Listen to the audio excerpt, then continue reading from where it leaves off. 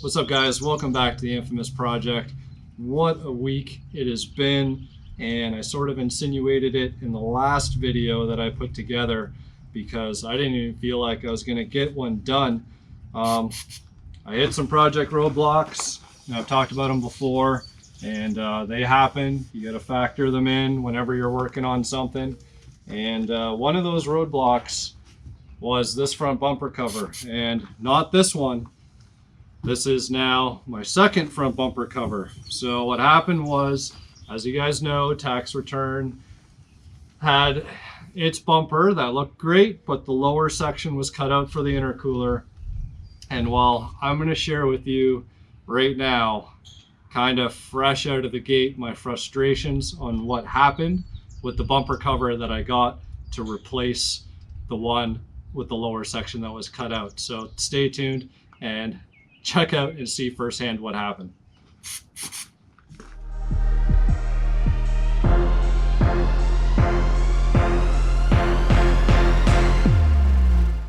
So now moving on to some of my project woes. You can see on the ground here, I have the front bumper cover off of project tax return. There's the cowell hood that came on the car. So the good news is I managed to locate a black hood. And the black hood was actually in really good shape, and it's pretty much prepped out. It's a little dusty back here, but this guy is ready for some final prep and to get sprayed, and then we will have a factory hood ready for project tax return. Now, where my frustration lies is in this front bumper cover. As you guys might have remembered, there's a big gouge cut opening in here for where the intercooler was, and of course I can't let the new owner have a bumper that's all hacked up. So I received another bumper cover. It wasn't in the greatest of shape, but I figured I could work with it. And guys, I put in so much time. Like, I mean, I have well over a day into, fixing, repairing, prepping the bumper cover. It was an OEM cover. It had those little kind of pits into the urethane. And if you guys, have had a worn out front bumper cover, you'll know what I mean. It usually happens kind of in the corners here, especially if the paint's got rubbed off and warmer climates. It's kind of just like little chunks of the urethane missing. So it was mostly right here on this front corner. I got this all fixed up, looking good, but this bumper did have a repair in this area before originally, and I didn't really notice how bad it was until I riveted the bumper cover to the support bracket for the headlights. Once I got that on, I really noticed how much this bows out. So I don't even really have this fully set against the car, but let me tell you, it doesn't line up properly over here against the fender, and it's a big letdown. This side's okay. This side's actually nice and straight right here. It would work if the other side was straight like this, but it is not, unfortunately, which means I've probably wasted a day and a half of my time prepping and trying to correct this bumper cover. Honestly, guys, 9 out of 10 people would probably be really happy with this bumper cover. It fits reasonably okay, but I can't do it. When a car is this clean, and it's right here where the problem is. There's just a little bit too much gap here, and the bumper is just the way that it was repaired in this area. It's distorted, and it's just not gonna work. So I'm gonna sleep on it, and maybe I'll decide to fight it a little bit more in the morning and see if I can get it any better. I don't think I'm going to. A friend of mine does have a black bumper cover with a support behind it. I might have to go out and buy it. But right now, project tax return, you are going to have the most expensive front bumper cover known to man. Having wasted a day and a half, prep, materials, obviously my time, now having to go out and buy another one and prep that one out. Huge pain in the ass. And no, I don't want to just go and buy an aftermarket one. I know I'm going to be wrestling that just as much. So that's not going to happen. But that is my frustration. Honestly, I'm spent. Like, it's so frustrating, so aggravating. So I just figured I needed to share that with you guys, because normally everything is blue skies and happy and, oh yeah, the projects are going 100% smooth. Well, they don't always go 100% smooth. And this is one of those times where it's just like, I want to tell Dale, I told him, I'm like, you finish it, man, I'll pay you. What do you want? $100 an hour, $200 an hour, whatever it is, just get the damn thing done. So there you have it, guys. Some raw footage. You know, it's not always smiles and blue skies and everything else. It was a rainy week, and maybe there's just, I don't know, Mercury retrograde or some bullshit, who knows.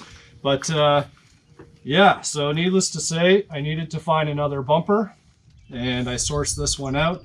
The headlight support is already riveted in, which allowed me to test fit this bumper properly before wasting any time in prep and everything else. So the other advantage of this bumper cover is it's already black. The last one was charcoal gray, so you know, it was good in the sense that it was a dark color in case you end up with some stone chips or anything like that. But yeah, needless to say, that bumper cover was a bust. So a friend of mine locally had this one, and I had to cough up the $250 for it, because that's what it was worth to him. It's actually very hard to find OEM bumper covers that don't have any sags or anything in the bottom section here, or that haven't been repaired, and most importantly, that are still riveted to a headlight frame assembly that isn't cracked or doesn't have some other problems. So the cover fit perfectly, no problems there. It had been painted once before, and that's where, again, I had to put a lot of prep time in. So I probably have about, I'd say 3 hours worth of prep into this guy. You know, just getting all the little pit holes filled in and sanding everything smooth. The one thing about the repaint that was done to it was, and like a lot of Fox bodies back in the day, people were putting cheaper paint jobs on there, just repainting. I guess cheap paint jobs are still happening, although what's cheap now seems expensive in respect to what it was before. But a lot of people skip out on the prep, right? So there's so much flaking paint in this molding, in this crevice in here, and all in the Mustang lettering. It was all flaky. This is just all a result of poor prep. I can actually see there's a few little spots in here. I'm going to dress up, or I'm going to address before I go ahead and hit it with primer. So lesson learned here, guys. It's so important to test stuff properly before you go ahead and go through with your project, especially when it comes to lining up body panels. I should have known better. The problem was the other bumper cover that I got was just the skin, and it wasn't on the headlight support assembly. And that should have been the red flag. If you're just getting a skin, it probably means something happened. Like, why would you take it off and drill all of these rivets out otherwise? It probably means that either A, was in an accident, and this assembly from behind got cracked and needed to get replaced, or something else happened. Maybe you know, someone pulled up too close to a curb or went over the curb and then yanked stuff off. Very common that these guys crack right over here near the corner light areas. And this is actually exactly what happened to the other bumper cover. There was a repair down here, and that's the area that this side was bowing out and wasn't fitting properly. So I didn't have that headlight support bracket, so I wasn't able to test fit it before. Everything else looked super good and straight, so I gave the bumper the benefit of the doubt, and well, it bit me in the ass in the end. So lesson learned, guys. Make sure you test fit everything properly. I should have got a headlight support bracket off from the get-go, and should have test fit it, made sure everything was working before I put all that time and prep in there. Again, it's still a pretty good bumper cover at the end of the day. Somebody else is interested in it locally, you're more than welcome to come and pick it up. I will give you a really good deal on it if anyone's interested. Otherwise, we're going to go ahead and get this guy primed up right now. It's a nice day. The sun's doing its job. It's not, I guess the temperature overall isn't too warm, but this is actually warm to the touch just because the sun is doing its thing. So going to go ahead, clean up a few little spots in the lettering here, but get this thing primed up. But there you go, guys. That's what happened. A lot of time wasted on the project, unfortunately, just because of the bumper. And it takes time to prep. It takes time to do this stuff properly. Anybody could just scuff it down with a Scotch pad and spray it and be done, but especially the front bumper cover, it's the part that sees the most debris and the most amount of wind, the most amount of everything. It's at the front of the car, so you need to make sure that this is done proper.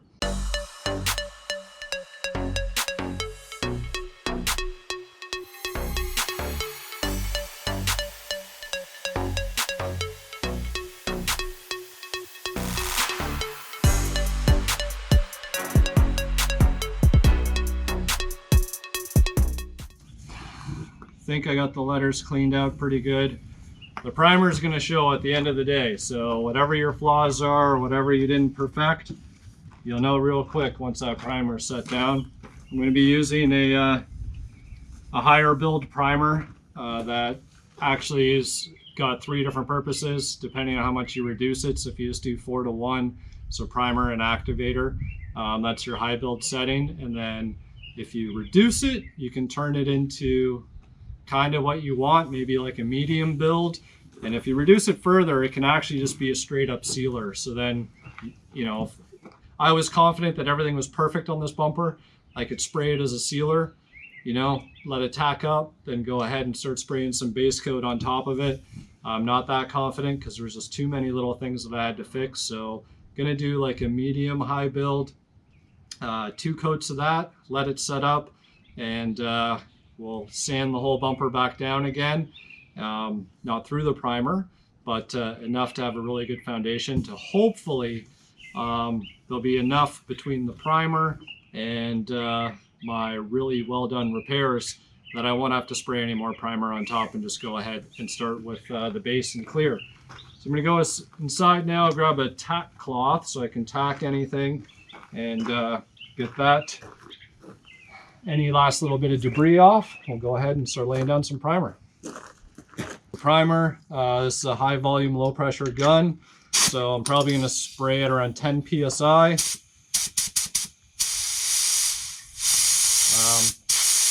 I kind of just go by, I don't have a valve on here, so the pressure that you'll see on your compressor or even at your fitting side, because the compressor is way in the back of the shop, and then there's different connection points all throughout the shop. So the compressor is probably reading about 120 PSI at the tank. And just like your horsepower, what you have at the tank or at your flywheel is different by the time you get it to the ground or to the gun. So you can get guns that have pressure gauges on here. After a while, you just kind of get used to the sound.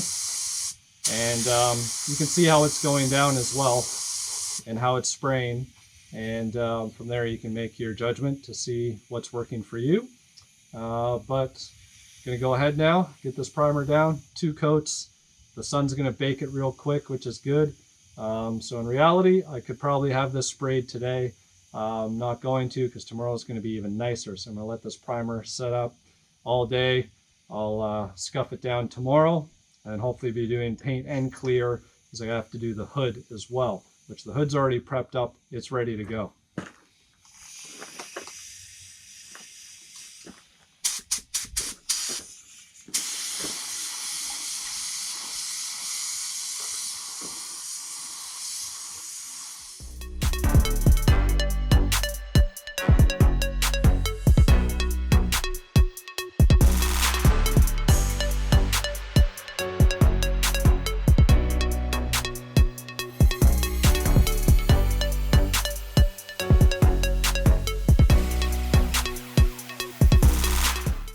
All right, guys, here we are. Our bumper is now primed, 2 full coats.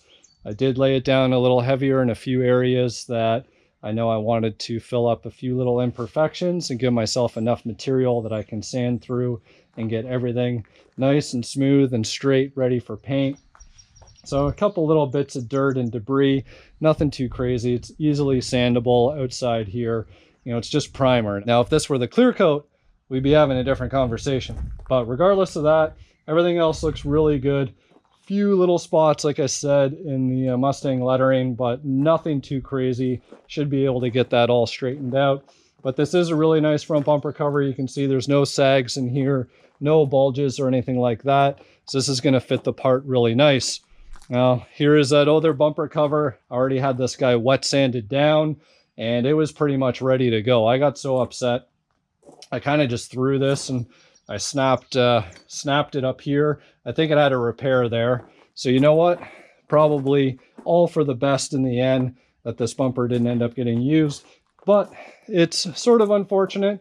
It'd still be a good bumper for somebody else. If somebody's interested, again, you just got to keep in mind there's some issues with the fitment over here on this side. So maybe some heat, maybe some treatment. But again, there was a repair that was done right in this corner that was causing some bulging to happen here. So not to say it can't be fixed. I just wanted to make sure that when I'm delivering what's a minty car everywhere else, everything's got to fit and look the part. And I'm confident that this new bumper cover is going to do it. So there you have it, guys. Thanks for tuning in. Thanks for following along. Everything else, all your support. And we're going to have Project Tax Return buttoned up and ready in no time.